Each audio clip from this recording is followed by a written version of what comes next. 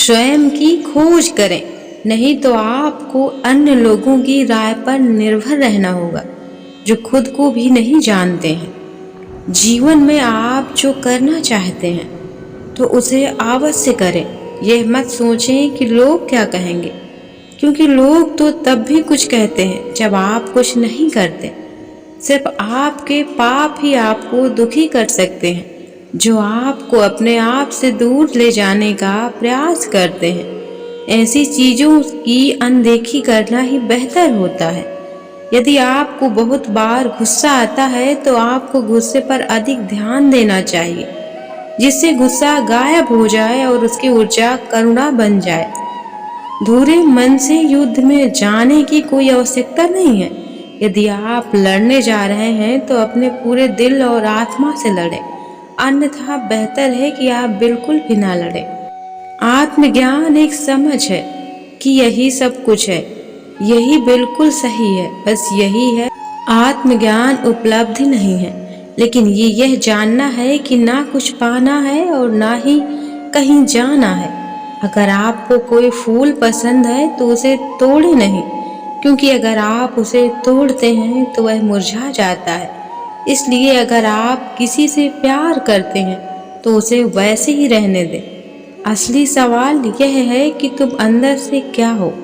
अगर तुम अंदर से गलत हो तो तुम जो भी करोगे उससे गलत ही होगा। अगर तुम अंदर से सही हो तो तुम जो भी करोगे वह सही ही होगा। सफाई देने में और स्पष्ट करने में अपना कीमती समय बर्बाद ना करें।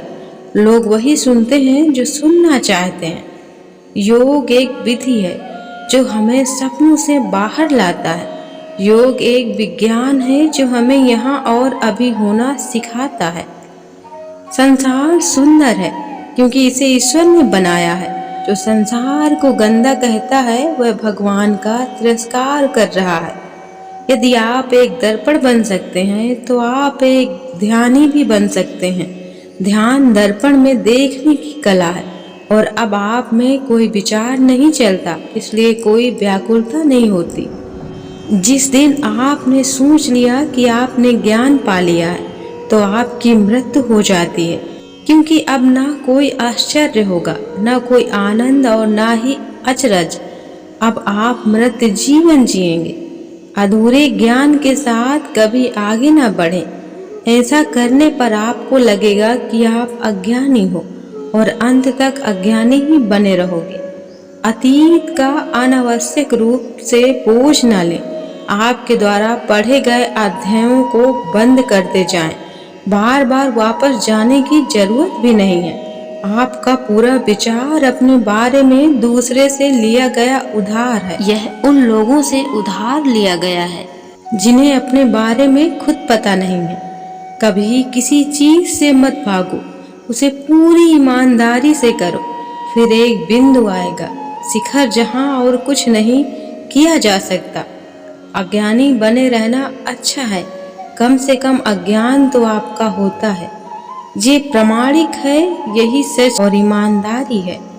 अधिक से अधिक भोले, कम ज्ञानी और बच्चों की तरह बनो, क्योंकि जीवन को मजे के रूप में लीजिए, क्योंकि वास्तविकता में यही जीवन है। एक ही पाप है इस दुनिया में, किसी दूसरे की स्वतंत्रता को छीनना, क्योंकि दूसरे को बदलना राजनीति है और खुद को बदलना धर्म है। मैं किसी से बेहतर करूं, क्या फर्क पड़ता है? मैं किसी का बेहतर करूं, बहुत फर्क पड़ता है।